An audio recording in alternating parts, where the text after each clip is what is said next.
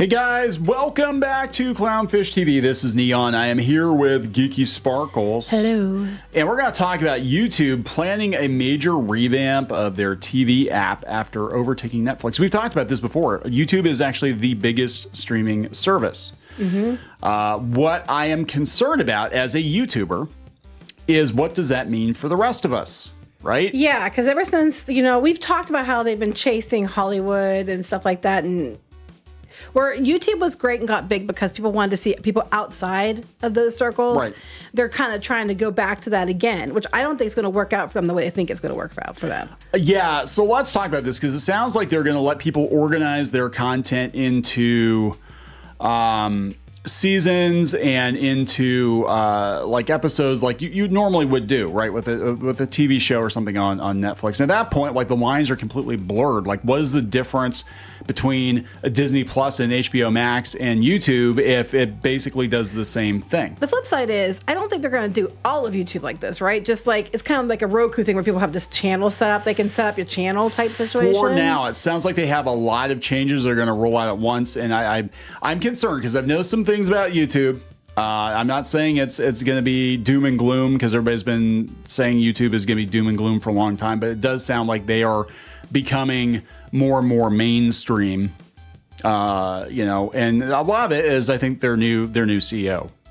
So we'll talk about this. Before we get into it any further, please subscribe for more pop culture news, views, and rants. Guys, you get a woohoo if you do. Woohoo. Yeah, so this comes from the Hollywood Reporter. It's big enough news that the Hollywood Reporter is like, oh my God, YouTube is changing everything. They said, yeah, they're going to revamp its connected TV app. Okay, so it's a TV app. It's the not the TV same app. thing. But that's like, that's not the same thing. But as I have found out from asking people, the majority of our viewers actually watch us on TV, which I thought was weird. True. I didn't think, because I usually watch YouTube on my phone. We could just set it up as a channel, like on there. We could. I mean, I think it'd be Clownfish in the fine. morning. Clownfish in the morning. There you go. We'll get matching We'll mugs. do a talk show every morning. We'll be like Kelly and whatever the hell her husband's name is. Mark. Is that what his name is? I think. I don't know. I don't watch that. She's always got a new guy. Like, well, no, she doesn't have a new What's His guy. Face. It's a new co-host, but yes. Yeah, Kelly and What's His Face. That's what they should call it. Kelly and What's His Face, and they don't have to change the title card. That's what they'll call ours. Geeky and What's His Face. Geeky and What's His Face. Yeah, I know where my face belongs. YouTube is playing a major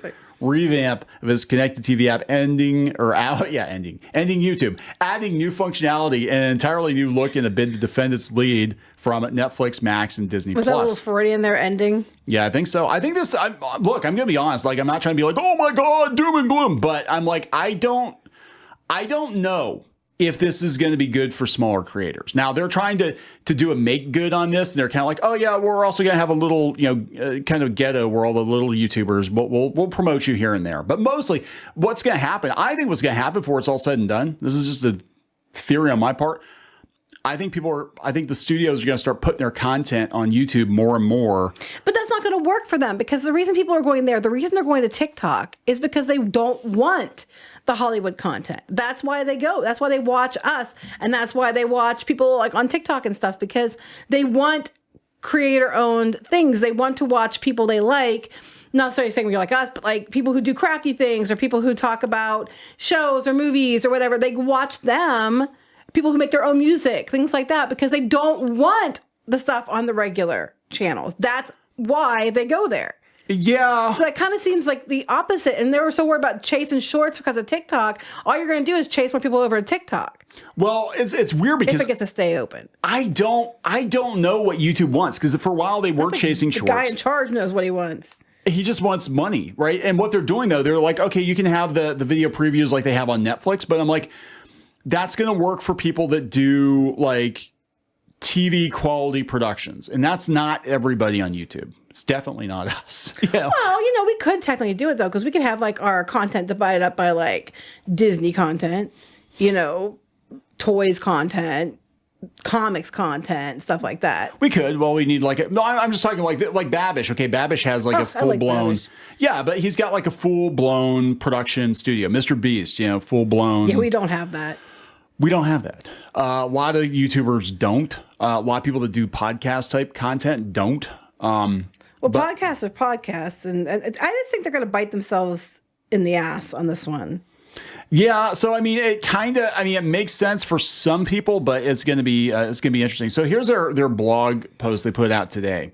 Great. Chief Product Officer YouTube. On YouTube, success isn't one size fits all. It's unique as our vibrant creators and artists. That you're going to phase out. Yeah. Whether it's about self-expression, finding community, or reaching financial freedom, we want to offer long-lasting opportunities. And now we're bringing the transformative power of AI. Oh, it's Google. What do you expect? While building on our track record of responsibility. What responsibility? You tanked half the three-quarters of the internet. Where was your responsibility then? Okay, so this is they're going to allow people to make AI shorts. That's what they're leading with, and then they get into this. They're going to do communities instead of just comments. They're going to do here, if you're a little tiny channel, little piddling tiny channel under 500,000, we're going to spotlight you with hype. Yeah, and probably it's going to be, if you hit these check boxes. Pretty much. Yeah, they're testing it in Brazil, Turkey, and Taiwan. Find a global audience with automatic dubbings. Now they're going to... So, that was better than what it's been dubbing. I was thinking that. Like, when they first started doing the auto captions, our daughter was doing toy opening videos like years ago, right? And they had her dropping F-bombs, and she was like 6 years old. She didn't say it, but that's what it changed it to. Yeah, I'm like, what the hell? So they're basically going to change everything. Gifting, shopping. What? Gifting? What's that mean? What does gifting mean? Introducing Jewels and gifts. Digital items that can power real-time fan engagement. Oh my God. So what, this is a video game? This is stupid. Oh, I don't know what's happening to YouTube. Idiocy? Stupidity? Expanding the shopping. I knew that because they pushed that. Can confirm. You need to put more links to shops. So I did a live stream today, which I don't usually do live streams, but we did a live stream today. And I was talking about YouTube, and they were mentioning in the comments, people said that they're like, you can't even tell the difference between a video and an ad. And people are getting recommended content from like 4 years ago.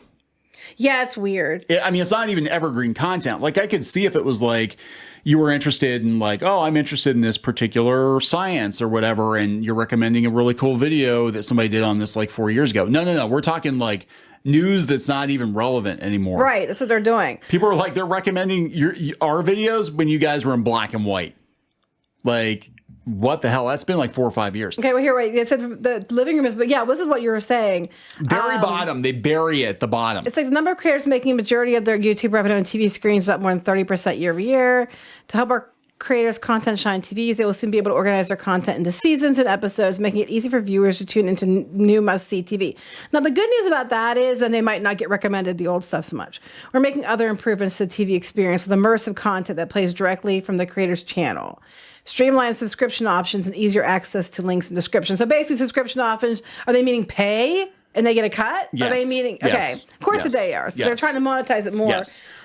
Speaking of which, go to clownfishminus.com. Clownfishminus.com. We're building a community off of YouTube just in case, because I don't know what the hell is going to happen. That's just the personal opinion here.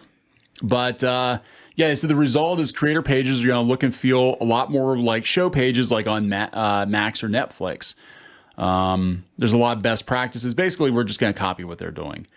They said, as a creator, what's within our own control is making great content. And then, yeah, you can see this. But the thing is that you don't see the subscribers, you don't see the numbers and stuff like on there. No, they're just making it and what this is going to do is it's going to, again, a lot of the most popular YouTubers are reaction channels, game streamers, podcast channels like ours, right? Not that we're the most popular, but channels like ours.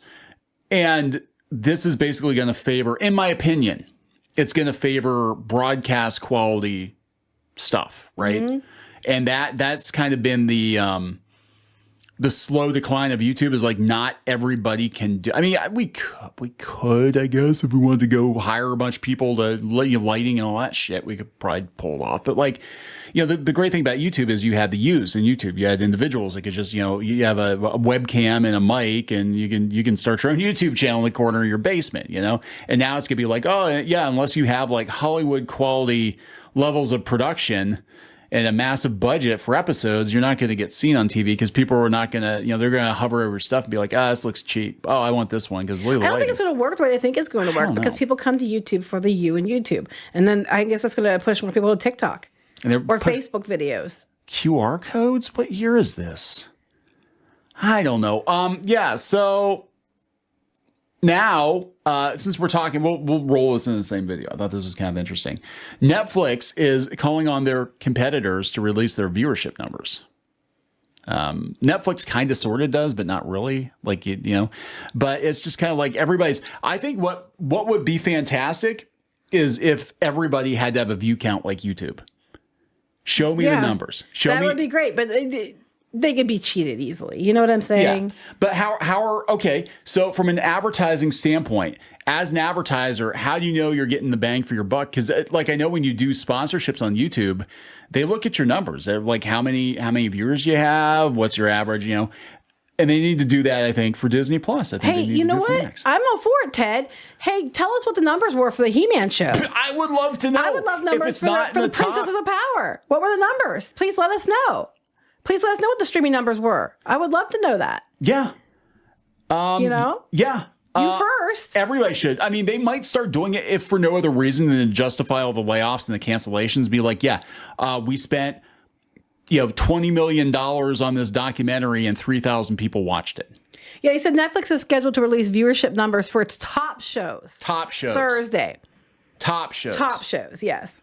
And that's the thing. You don't know what these mid-tier shows are doing because everybody's going to look. And they've always bragged about numbers. And even Disney brags about numbers on their top shows or Star Wars shows or whatever, right?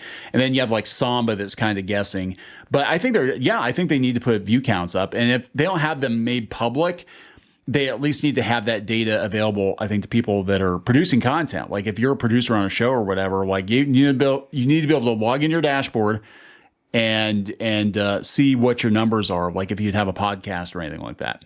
And I think they need to do that. Then they can show people, we're canceling your show and we're shit canning you because you spent 2 years and countless millions of dollars on something that only had 3,000 people watch it. Mm-hmm. And then you know what I'm saying? You can't have a raise. 500 people watch your Tumblr fanfic. You can't, I would love to see that. I actually would love to see that. So that's one thing that YouTube, now I don't know if they're doing that on the TV version or not. If they're putting the view count in, I don't think they are. But no, it doesn't look like they are. But that'd be amazing if they were. But yeah, Netflix needs to do that too, I think. Yeah. If he's saying it, he's like, we should release our numbers. Yeah, fine. Please do. I think a lot of us would like to know what your numbers are. I think you're going to find, and here's the scare, and this is what scares these TV executives, and this kind of goes along with what we're saying in the Marvel video. I think you're going to find that there are more people watching negative YouTube videos about a lot of these shows than watching the shows themselves. Probably. So I don't think they'll ever actually give you the numbers. Sorry, side note, back up a little bit. I was like, why is Hollywood keep quitting on Harry and Meghan? Because no one gives a shit. They're saved Joe Reed. Anyway, so... Well, what are the numbers like? Yeah. They how many millions of dollars did they hand these people? And I know they just keep getting filling upward. I'm like, just give us some money, Just go crawling back to Buckingham Palace because you guys can't hack it in the real world. I mean, anyway, whatever. Sorry, I just saw that. It took me on a side tangent there. Wasn't it Netflix? Wasn't it Ted Sarandos or somebody at Netflix? It was kind of like, yeah, they're interesting people. I don't remember. There was somebody who said that, but I don't remember who it was. But yeah, there we go, guys. YouTube is going to become more like TV. I don't know how it's going to go. I don't know if it's going to be good or bad for creators, but there's a whole bunch of changes coming, so we'll see. I'm going to be just, and this is a cynic in me, 99.9% of the time when they make major changes like this to the platform, it very seldom benefits smaller creators. It very seldom benefits independent creators. It almost always benefits corporations with YouTube channels or, YouTubers that have many, many millions of subs. And it's just the way it is. So we're going to wrap it up. Yep. Please subscribe. We'll talk later. Bye. Join the reef. Go to clownfish-.com. That's clownfish-.com. You will get exclusive access to podcasts and videos and comic strips and more, as well as merch discounts. Check it out. If you were a member, you could get this t-shirt, this dismal t-shirt, on our website, you'd get a 10% discount on that. You can also join in the community on clownfish-.com. Thank you so much for the support.